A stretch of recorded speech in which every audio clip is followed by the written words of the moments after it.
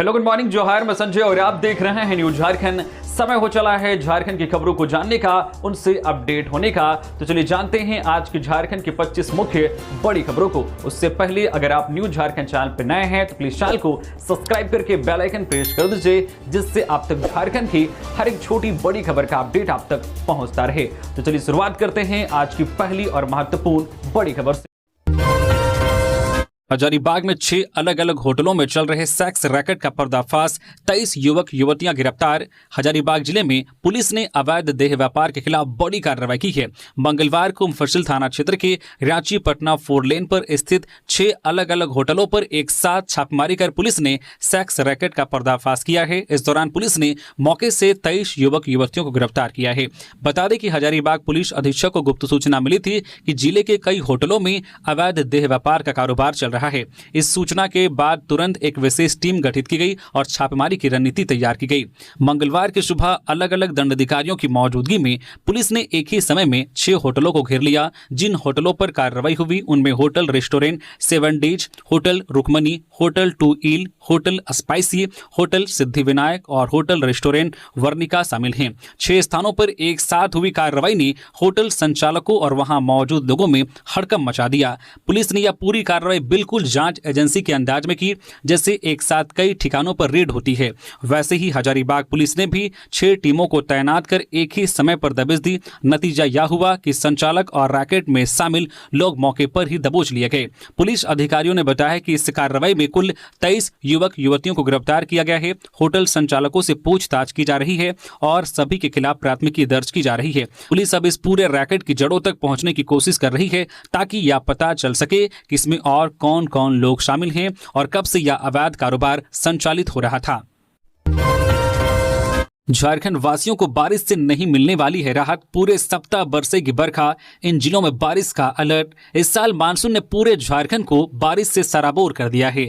शायद ही कोई दिन हो जब बारिश ना हुई हो। रांची में तो 18 अगस्त से सर्दी वाली फीलिंग आने लगी है। आने वाले कई दिनों तक बारिश से निजात मिलना मुश्किल है। मौसम केंद्र रांची ने तो 25 अगस्त तक कई जिलों के लिए येलो और ऑरेंज अलर्ट जारी कर दिया है। मौसम केंद्र के मुताबिक ओडिशा के दक्षिणी तटीय इलाकों में डिप्रेशन बना हुआ है, इसका असर झारखंड पर पड़ा है। इधर पिछले 24 घंटे में सबसे ज्यादा पश्चिमी सिंहभूम के गोइलकेरा में 36.6 मिलीमीटर बारिश हुई है।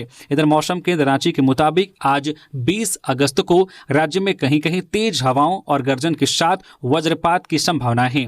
वहीं कल 21 अगस्त को उत्तर पूर्वी यानी कि देवघर, दुमका, गिरिडीह, जामताड़ा, गोड्डा, पाकुड़ और साहिबगंज के अलावा रांची, गुमला, हजारीबाग, खूंटी, रामगढ़, लोहरदगा, कोडरमा और धनबाद में भारी बारिश की संभावना है। इस दौरान हवा की गति 30 से 40 किलोमीटर प्रति घंटा रह सकती है। लिहाजा आने वाले दिनों तक प्रभावित क्षेत्रों के लिए येलो अलर्ट जारी किया गया है। खास बात यह है कि 22 अगस्त को उत्तर पश्चिमी यानी कि पलामू, गढ़वा, चतरा, लातेहार, रांची, बोकारो, गुमला, हजारीबाग, रामगढ़, खूंटी, लोहरदगा, कोडरमा और धनबाद में कहीं कहीं बहुत भारी बारिश की संभावना है। इस दिन उत्तर मध्य इलाकों के लिए भी ऑरेंज अलर्ट जारी किया गया है। लोगों को सावधान रहने की सलाह दी गई है। 23 अगस्त को उत्तर पूर्वी यानी देवघर, दुमका, गिरिडीह, गोड्डा, जामताड़ा, साहिबगंज और पाकुड़, सिंहभूम, सिमडेगा में भारी बारिश की संभावना है। साथ ही 24 और 25 अगस्त को राज्य के उत्तरी भागों में कहीं कहीं भारी बारिश की संभावना जताई गई है। सूर्या हांसदा एनकाउंटर मामला पहुंचा राजभवन, झारखंड लोकतांत्रिक क्रांतिकारी मोर्चा ने की सीबीआई जांच की मांग। झारखंड में आदिवासी अस्मिता और मानवाधिकारों से जुड़ा सूर्या हांसदा उर्फ सूर्य नारायण हांसदा का एनकाउंटर अब राज्य की राजनीति और प्रशासनिक व्यवस्था के केंद्र में आ गया है। इस संवेदनशील मामले में मंगलवार को झारखंड लोकतांत्रिक क्रांतिकारी मोर्चा जेएलकेएम ने राज्यपाल महामहिम संतोष गंगवार से औपचारिक मुलाकात की और मुठभेड़ की निष्पक्ष सीबीआई जांच की मांग को लेकर ज्ञापन सौंपा। संगठन के केंद्रीय वरीय उपाध्यक्ष देवेंद्र नाथ महतो के नेतृत्व में पहुंचे शिष्टमंडल ने राज्यपाल को पूरे घटनाक्रम की विस्तृत जानकारी दी। महतो ने एनकाउंटर से जुड़े कई दस्तावेजी साक्ष्य व तथ्य भी राज्यपाल के समक्ष प्रस्तुत किए। इस दौरान महामहिम ने पूरे मामले को गंभीरता से लेते हुए निष्पक्ष जांच का सकारात्मक आश्वासन दिया। मजदूर को गोली मारने वाले राहुल गैंग के गुर्गे धराए, फिर से थी 4 लेन साइट पर गोलीबारी की योजना, 2 पिस्टल और 50 कारतूस जब्त। पलामू पुलिस ने कुख्यात राहुल सिंह गैंग के 4 सदस्यों को गिरफ्तार किया है। पुलिस को गुप्त सूचना मिली थी कि कुछ अपराधी नेशनल हाईवे निर्माण स्थल पर लेवी वसूली के लिए गोलीबारी करने जा रहे हैं। एसपी को सूचित करने के बाद एसडीपीओ मणिभूषण प्रसाद के नेतृत्व में विशेष टीम का गठन किया गया। टीम ने पोखराहा गांव के अकडाही आहर नेशनल हाईवे के पास से 4 संदिग्धों को पकड़ा। तलाशी में उनके पास से 2 पिस्टल, 50 जिंदा कारतूस, 2 मोटरसाइकिल, 4 मोबाइल और लेवी से वसूले गए 22,000 रुपए बरामद किए गए। पूछताछ में पता चला है कि यह सभी संगठित अपराध गिरोह से जुड़े हैं। इनमें से 3 का पहले से आपराधिक रिकॉर्ड है। उन्होंने स्वीकार किया है कि 4 जुलाई को सिंगरा फ्लाईओवर पर हुई गोलीबारी में एक मजदूर को गोली लगी थी। यह घटना शहजाद आलम और साहिल कुमार ने राहुल सिंह के आदेश पर अंजाम दी थी। गिरफ्तार आरोपियों में शहजाद आलम 30 वर्षीय, साहिल कुमार 23 वर्षीय, रोहित कुमार 24 वर्षीय, फरहान कुरैशी उर्फ सैलो कुरैशी 24 वर्षीय शामिल हैं। पुलिस ने सिंगरा गोलीकांड में प्रयुक्त हथियार और बाइक भी बरामद कर ली है। पहली से 12वीं तक के विद्यार्थियों की सितंबर में होगी अर्धवार्षिक परीक्षा। कोरोना महामारी के बाद सरकारी स्कूलों में अर्धवार्षिक परीक्षा फिर से शुरू होगी। झारखंड शैक्षिक अनुसंधान एवं प्रशिक्षण परिषद JCERT ने पहली से 12वीं तक की परीक्षा सितंबर में कराने की घोषणा की है। हालांकि 8वीं कक्षा के लिए प्रश्न पत्र झारखंड एकेडमिक काउंसिल जैक उपलब्ध कराएगा। कोरोना काल में स्कूल स्तर पर परीक्षाएं आयोजित की जाती थी, जहां प्रश्न पत्र व्हाट्सएप के जरिए भेजे जाते थे। इस बार विद्यार्थियों को विभागीय स्तर से प्रश्न पत्र और उत्तर पुस्तिका उपलब्ध कराई जाएगी। इसके लिए JCERT ने सभी जिलों से स्कूलवार और क्लासवार बच्चों की संख्या मांगी है। ई विद्या वाहिनी पोर्टल पर यह संख्या अपलोड कराई जा रही है ताकि उसी आधार पर छपाई कर जिला स्तर पर प्रश्न पत्र और उत्तर पुस्तिका भेजी जा सके। शैक्षणिक कैलेंडर 2025-26 के अनुसार अर्धवार्षिक परीक्षा 8 से 13 सितंबर तक होगी। टाइम टेबल जल्द जारी किया जाएगा। नए सत्र की शुरुआत अप्रैल 2025 से ही सामान्य रूप से हुई है। अब से समय पर अर्धवार्षिक और वार्षिक परीक्षाएं आयोजित होंगी, जिससे शैक्षणिक सत्र पहले की तरह नियमित रहेगा। सांप ने काटा तो बुजुर्ग उसे मारकर सो गए, तबियत बिगड़ने पर अस्पताल ले गए परिजन, इलाज में देरी से हुई मौत। पलामू जिले में हुसैनाबाद थाना क्षेत्र के अलीनगर गांव में एक दुखद घटना सामने आई है। 60 वर्षीय दुर्गा पासवान की सांप के काटने से मौत हो गई। रात करीब 2 बजे दुर्गा पासवान अपनी खटिया पर सो रहे थे। इसी दौरान एक जहरीले सांप ने उन्हें काट लिया। उन्होंने सांप को मार दिया, लेकिन किसी को इसकी जानकारी नहीं दी। कुछ समय बाद उसकी तबियत बिगड़ने लगी, तब जाकर उन्होंने परिजनों को घटना की जानकारी दी। परिजन तुरंत उन्हें हुसैनाबाद अनुमंडलीय अस्पताल ले गए। प्राथमिक उपचार के बाद डॉक्टर ने उन्हें मेदिनी राय मेडिकल कॉलेज अस्पताल रेफर कर दिया। वहां पहुंचने पर चिकित्सकों ने उन्हें मृत घोषित कर दिया। सूर्या हांसदा के परिजनों से मिलने आज गोड्डा जाएंगे बाबूलाल मरांडी। वहीं 7 सदस्यीय टीम करेगी मामले की समीक्षा। सूर्या हांसदा एनकाउंटर मामले में राजनीतिक सरगर्मी तेज हो गई है। इसी कड़ी में भाजपा प्रदेश अध्यक्ष बाबूलाल मरांडी और पूर्व नेता प्रतिपक्ष अमर बावरी 20 अगस्त यानी आज गोड्डा का दौरा करेंगे। इस दौरान वे एनकाउंटर मामले की समीक्षा करेंगे और सूर्या हांसदा के परिजनों से मुलाकात करेंगे। वहीं इससे पहले भाजपा की 7 सदस्यीय जांच समिति ने भी गोड्डा पहुंचकर इस मामले की विस्तृत समीक्षा की थी। यह समिति भी आज मामले की और गहन समीक्षा करेगी। यह समिति भाजपा प्रदेश अध्यक्ष बाबूलाल मरांडी के निर्देश पर गठित की गई थी।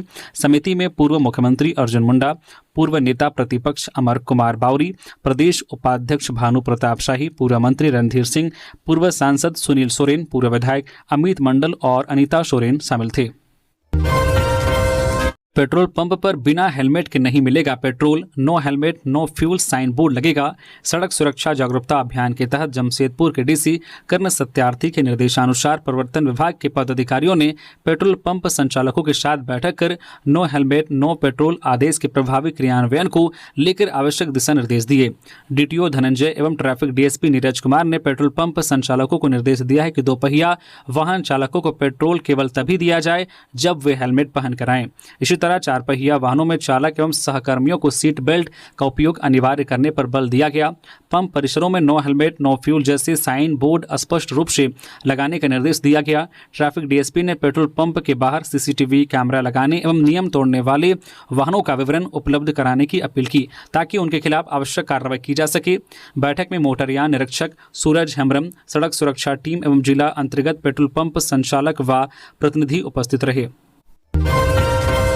रांची में आज लगेगा रोजगार मेला, 850 पदों पर होगी नियुक्ति। झारखंड में रोजगार की तलाश कर रहे युवाओं के लिए अच्छी खबर है। झारखंड नियोजन और प्रशिक्षण विभाग के तत्वाधान में आज 20 अगस्त को रोजगार मेला आयोजित किया जा रहा है। यह मेला सुबह 10:30 बजे से सर्कुलर रोड स्थित अवर प्रादेशिक नियोजनालय शाह मॉडल करियर सेंटर परिसर में होगा। विभागीय सूचना के अनुसार रोजगार मेले में निजी क्षेत्र की कई कंपनियां भाग लेंगी और करीब 850 रिक्त पदों पर बहाली की जाएगी। इनमें 8वीं पास से लेकर मास्टर डिग्रीधारी उम्मीदवारों के लिए अवसर उपलब्ध रहेंगे। चयनित अभ्यर्थियों को 8,000 रुपये से 30,000 रुपये वेतन की पेशकश की जाएगी। सुदेश महतो को उग्रवादी खतरे की आशंका, आजसू प्रतिनिधिमंडल ने एनआईए जांच की मांग की। आजसू पार्टी का एक प्रतिनिधिमंडल झारखंड की मुख्य सचिव अलका तिवारी एवं डीजीपी अनुराग गुप्ता से मिला। प्रतिनिधिमंडल ने उग्रवादी संगठनों से पूर्व उप मुख्यमंत्री एवं आजसू पार्टी के केंद्रीय अध्यक्ष सुदेश महतो को आसन्न खतरे के संबंध में उन्हें अवगत कराया तथा इसकी जांच एनआईए से कराने की मांग की। प्रतिनिधिमंडल में पूर्व विधायक डॉक्टर लंबोदर महतो, मुख्य प्रवक्ता डॉक्टर देवशरण भगत, केंद्रीय उपाध्यक्ष द्वय प्रवीण प्रभाकर एवं हसन अंसारी शामिल थे। नवादा में राहुल गांधी की वोट अधिकार यात्रा का जोरदार आयोजन, झारखंड से सैकड़ों नेता और कार्यकर्ता हुए शामिल। बिहार के नवादा जिले में मंगलवार को वोट अधिकार यात्रा के दौरान लोकतंत्र और संविधान के समर्थन में एक बड़ा जनसमूह उमड़ा। झारखंड प्रदेश कांग्रेस अध्यक्ष केशव महतो कमलेश के नेतृत्व में झारखंड से सैकड़ों पदाधिकारी और कार्यकर्ता इस ऐतिहासिक यात्रा में शामिल हुए। यह यात्रा राहुल गांधी के नेतृत्व में चल रही 1300 किलोमीटर लंबी लोकतांत्रिक पद यात्रा का हिस्सा है। नवादा की सड़कों पर उत्साह और जोश देखते ही बनता था। लोगों ने तिरंगा हाथ में लेकर वोट हमारा अधिकार है जैसे नारों के साथ यात्रा का स्वागत किया। आयोजन में बिहार के उप मुख्यमंत्री तेजस्वी यादव सहित यूपीए गठबंधन के प्रमुख नेताओं ने भाग लिया और लोकतांत्रिक मूल्यों की रक्षा के प्रति अपनी प्रतिबद्धता दोहराई। केशव महतो कमलेश ने कहा है कि यह यात्रा कोई साधारण राजनीतिक कार्यक्रम नहीं है बल्कि लोकतंत्र को बचाने का राष्ट्रीय आंदोलन है। भाजपा सरकार देश की लोकतांत्रिक संस्थाओं को कमजोर कर रही है और जनता के संवैधानिक अधिकारों पर हमला कर रही है, लेकिन अब देश जाग चुका है। जनता अपने अधिकारों की रक्षा के लिए एकजुट हो चुकी है। उन्होंने नवादा की जनता का आभार जताते हुए कहा कि झारखंड कांग्रेस इस आंदोलन को गांव-गांव और घर-घर तक पहुंचाएगी। एनडीआरएफ ने खदान में डूबे युवक का शव 3 दिन बाद निकाला, मच गई चीख पुकार। राजधानी रांची के नामकुम थाना क्षेत्र अंतर्गत करकट्टा गांव स्थित मधुकोन कंपनी के बंद पड़े खदान में नहाने के दौरान डूबे समीर कुमार का शव तीसरे दिन मंगलवार को निकाला गया।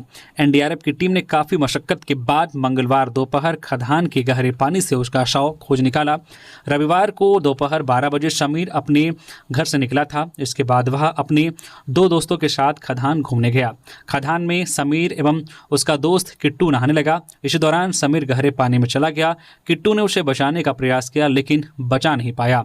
इधर खदान से शव के बाहर निकलते ही वहां कोहराम मच गया। परिवार के सदस्य फूट फूट कर रोने लगे। परिजन बार बार समीर के साथ गए उसके दोस्तों को खोज रहे थे।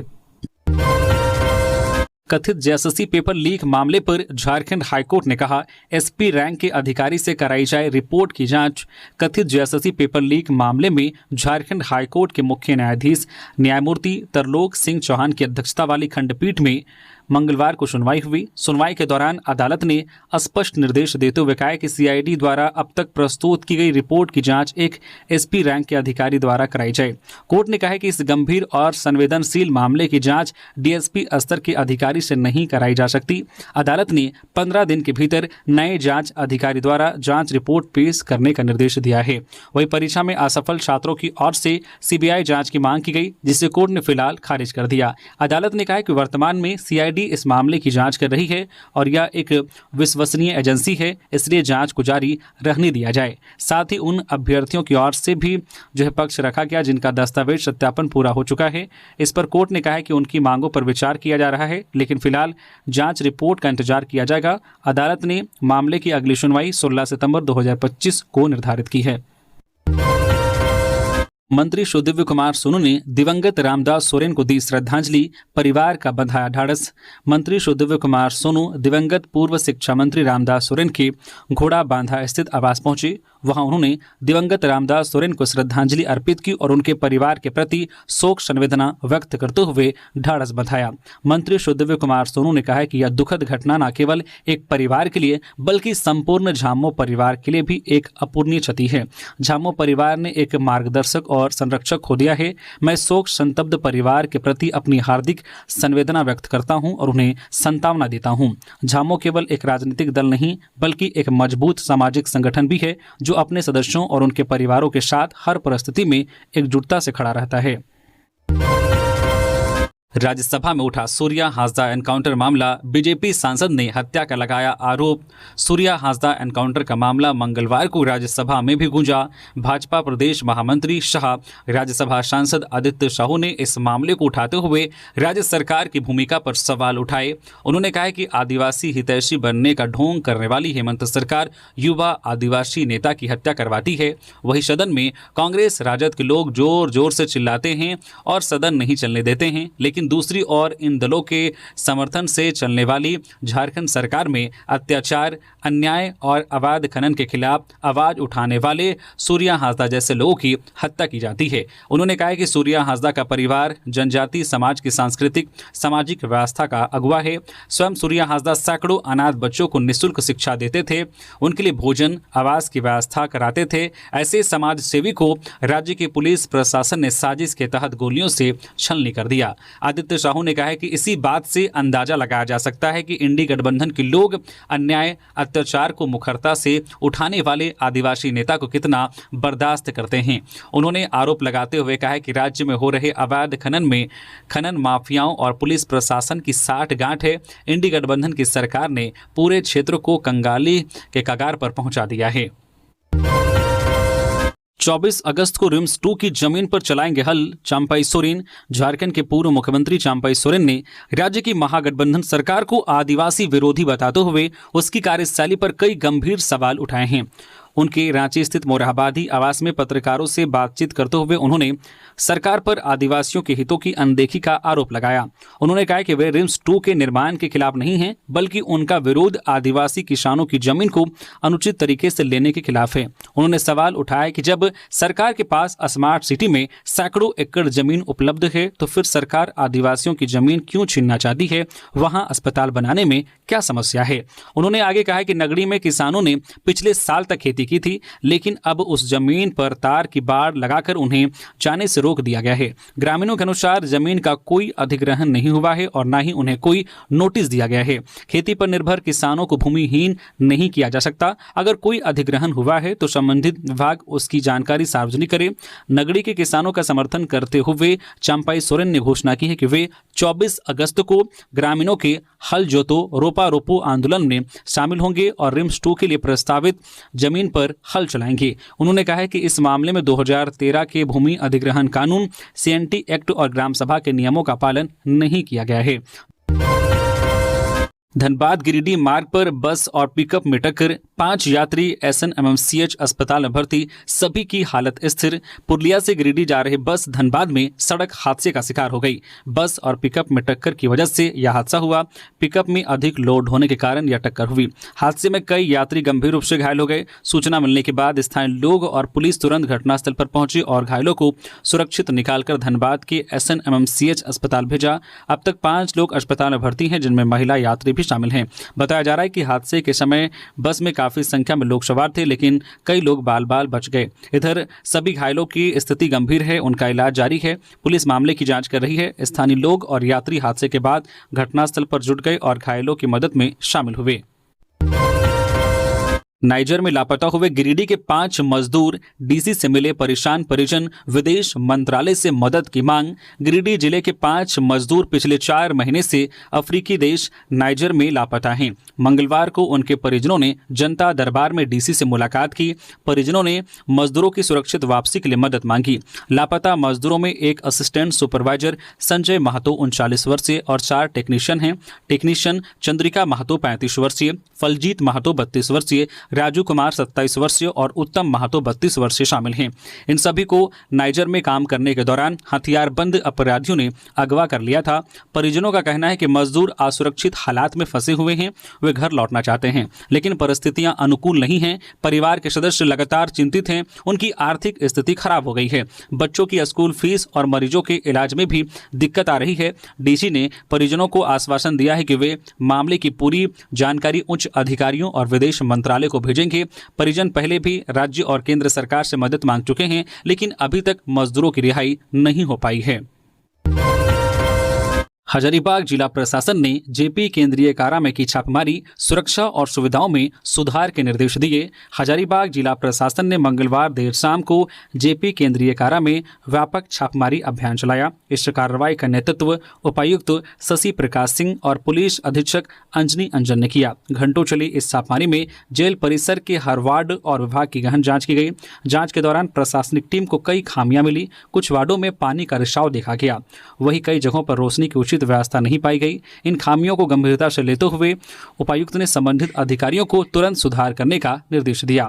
एसडीएम बैजनाथ कामती ने कहा कि यह एक रूटीन जांच थी, इसमें कोई भी आपत्तिजनक वस्तु बरामद नहीं हुई है। हालांकि जो भी खामियां सामने आई है उन्हें शीघ्र दूर करने का आदेश दिया गया है। उन्होंने साफ शब्दों में कहा है कि जेल प्रशासन को सुविधाओं और सुरक्षा व्यवस्था में किसी प्रकार की लापरवाही बर्दाश्त नहीं की जाएगी। राज्य स्तरीय जवाहरलाल नेहरू हॉकी प्रतियोगिता रांची, खुंटी, हजारीबाग और सिमडेगा फाइनल में पहुंची। रांची, खुंटी, हजारीबाग और सिमडेगा की टीमें अलग अलग वर्ग में जवाहरलाल नेहरू हॉकी प्रतियोगिता के फाइनल में पहुंच गई है। स्कूली शिक्षा विभाग द्वारा आयोजित यह राज्य स्तरीय प्रतियोगिता मरांग गोम के Jaipal Singh astroturf hockey stadium और मुख्यमंत्री उत्कृष्ट उच्च विद्यालय बरियातू में खेले जा रहे हैं। बालिका वर्ग 17 वर्ग के पहले सेमीफाइनल में रांची ने खुंटी को 6-0 से, जबकि दूसरे सेमीफाइनल में सिमडेगा ने हजारीबाग को 8-0 से हराकर फाइनल में प्रवेश किया। वहीं खुंटी और हजारीबाग की टीमों ने पहले मुकाबले जीतकर बालक अंडर 17 वर्ग के फाइनल में प्रवेश किया। खुंटी ने रांची को 12-1 से हराकर बड़ा उलटफेर किया। वहीं हजारीबाग ने सिमडेगा को 3-2 से पराजित किया। उधर सिमडेगा और खुंटी की टीमें बालक अंडर 15 के फाइनल में पहुंच गई है। पहले सेमीफाइनल में सिमडेगा ने रांची को 4-0 से, जबकि दूसरे सेमीफाइनल में खुंटी ने गुमला को 4-0 से हराया। अवैध कप सिरप की तस्करी का भांडाफोड़। चाईबासा में 3600 बोतल कप सिरप के साथ 3 तस्कर गिरफ्तार। ट्रक जब्त। पश्चिमी सिंहभूम जिले की पुलिस ने अवैध कप सिरप की तस्करी का भांडाफोड़ किया है। पुलिस को गुप्त सूचना मिली थी कि रांची से एक मालवाहक वाहन में भारी मात्रा में वनरेक्स कप सिरप लाया जा रहा है। सूचना के आधार पर एसपी के निर्देश पर जगन्नाथपुर के अनुमंडल पुलिस पदाधिकारी के नेतृत्व में एक टीम गठित की गई। टीम ने चैतगढ़ जाने वाली मार्ग पर ITI मोड़ तोड़ांग हाथों के पास चेकिंग अभियान चलाया। चेकिंग के दौरान पुलिस ने एक मालवाहक वाहन को रोका। वाहन की तलाशी में 30 पेटी में कुल 3600 वनरेक्स कप सिरप बरामद हुई। बरामद कप सिरप की कीमत लगभग 7,20,000 रुपये आंकी गई है।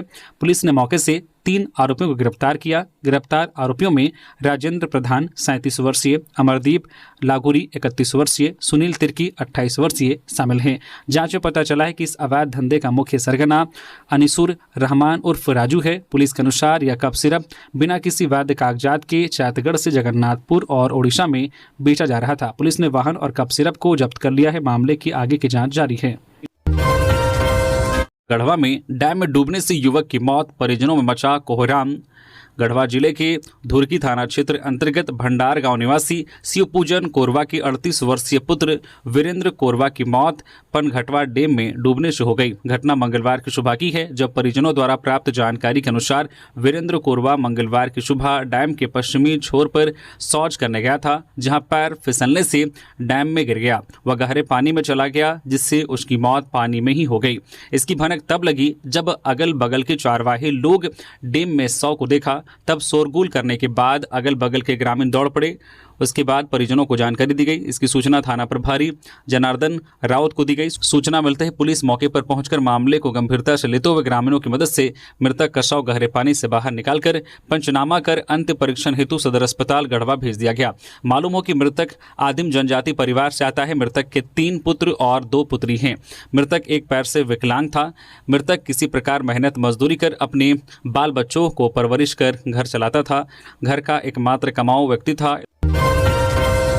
22 अगस्त से रांची में अंडर 23 राष्ट्रीय कुश्ती चैंपियनशिप देश भर के पहलवान जुटेंगे। राजधानी रांची एक बार फिर राष्ट्रीय खेल आयोजन का गवाह बनने जा रही है। खेलगांव स्थित गणपत राय इंडोर स्टेडियम में 22 से 24 अगस्त तक अंडर 23 जो है सीनियर पुरुष जो है क्रिस्टाइल, क्रिको रोमन स्टाइल और महिला राष्ट्रीय कुश्ती प्रतियोगिता आयोजित की जाएगी। इस प्रतिष्ठित प्रतियोगिता का उद्घाटन झारखंड के खेल मंत्री श्री दिव्य कुमार करेंगे। इस आयोजन की मेजबानी झारखंड राज्य कुश्ती संघ कर रहा है, जिसे खेल विभाग का पूरा सहयोग मिल रहा है। प्रतियोगिता में देश भर के विभिन्न राज्यों से सैकड़ों पहलवान अपनी प्रतिभा का प्रदर्शन करेंगे। आयोजकों का कहना है कि इस बार चैंपियनशिप खास होगी क्योंकि इसमें कई अंतर्राष्ट्रीय पहलवान भी शामिल होंगे। झारखंड कुश्ती संघ के महासचिव रजनीश कुमार सिंह ने बताया कि प्रतियोगिता की सभी तैयारियां पूरी कर ली गई है। देश के अलग अलग राज्यों से टीमें 20 अगस्त से रांची पहुंचना शुरू कर देंगी। खिलाड़ी, कोच, मैनेजर और खिलाड़ियों के रहने और खाने की विशेष व्यवस्था की गई है। लगभग 1100 पहलवान प्रतियोगिता में भाग लेने आ रहे हैं। सहायक आचार्य परीक्षा 2023 में गड़बड़ी का आरोप, अभ्यर्थियों ने राज्यपाल से की सीबीआई जांच की मांग। झारखंड सहायक आचार्य परीक्षा 2023 की नियुक्ति प्रक्रिया को लेकर अभ्यर्थियों में आक्रोश लगातार बढ़ता जा रहा है। अभ्यर्थियों ने परीक्षा परिणाम में भारी गड़बड़ी का आरोप लगाते हुए राज्यपाल से हस्तक्षेप करने और मामले की सीबीआई जांच कराने की मांग की है। इससे लेकर अभ्यर्थियों ने 19 अगस्त मंगलवार को राजभवन पहुंचकर राज्यपाल संतोष कुमार गंगवार को मांग पत्र सौंपा। शिक्षक ने 9वीं की छात्रा के साथ किया दुष्कर्म, दर्ज हुई गंभीर धाराओं में एफआईआर। पलामू में कोचिंग का संचालन करने वाले एक शिक्षक ने 9वीं की छात्रा के साथ दुष्कर्म किया है। दुष्कर्म की घटना 31 जुलाई की है। पीड़िता ने पूरे मामले में 19 अगस्त को मेदिनीनगर टाउन महिला थाना में एफआईआर दर्ज करवाई है। दुष्कर्म का आरोपी शिक्षक फरार हो गया है। बताया जा रहा है कि पीड़िता पलामू के पांकी के इलाके में अपनी सहेली के साथ एक किराए के मकान में रह रही थी और पढ़ाई करती थी। घटना के दिन पीड़िता अपने रूम में अकेली मौजूद थी, जबकि बगल में ही रहने वाले शिक्षक की पत्नी भी बाहर गई थी। देर रात शिक्षक पीड़िता के कमरे में गया था और उसके साथ दुष्कर्म किया है। घटना के बाद पीड़िता अपने गांव गई थी और पूरे मामले की जानकारी अपने मां को दी। मां के माध्यम से परिजनों को जानकारी हुई। इसके बाद पूरे मामले में जो है महिला थाना में आरोपी शिक्षक तुकेश्वर यादव के खिलाफ पोक्सो समेत गंभीर धाराओं में एफआईआर दर्ज कराई गई। पुलिस ने पूरे मामले में पीड़िता को मेडिकल जांच के लिए भेज दिया है। वहीं आरोपी की गिरफ्तारी के लिए छापेमारी की जा रही है। टाउन महिला थाना प्रभारी रूपा बाकला ने बताया है कि पीड़िता के आवेदन के आधार पर एफआईआर दर्ज की गई है। पुलिस पूरे मामले में आरोपी की गिरफ्तारी के लिए छापेमारी कर रही है और आगे की छानबीन की जा रही है। दुष्कर्म का आरोपी कोचिंग का संचालन करता है और पीड़िता के पड़ोस में ही रहता है। झारखंड की रिया तिर्की बनी मिस यूनिवर्स झारखंड 2025। अब करेंगी इंडिया लेवल पर प्रतिनिधित्व। झारखंड की प्रतिभाशाली युवती रिया तिर्की ने अपनी सुंदरता, आत्मविश्वास और व्यक्तित्व के दम पर मिस यूनिवर्स झारखंड 2025 का ताज अपने नाम कर लिया है।